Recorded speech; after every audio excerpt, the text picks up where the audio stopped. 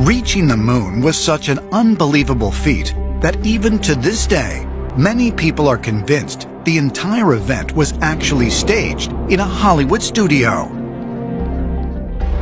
But ancient astronaut theorists suggest not only did we land on the moon, but what we found there was more incredible than we know.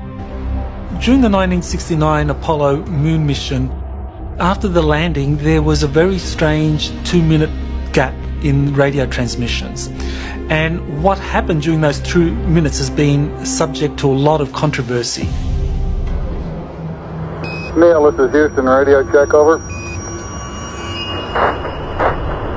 Columbia, this is Houston, over. All white object. According to scientist and NASA researcher Otto Bender, various ham radio operators were able to intercept secret communications with mission control that were not made public.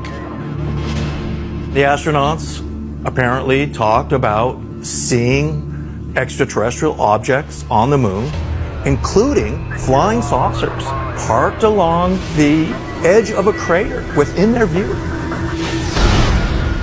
Now, the truth of it is that each of the astronauts had a separate medical channel. That channel was not public, and it could have been very easily used to communicate information that you didn't want to be heard over the general public transmissions.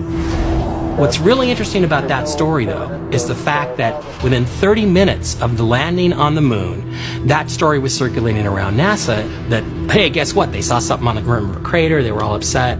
They didn't know what to do. They didn't know if they should go out.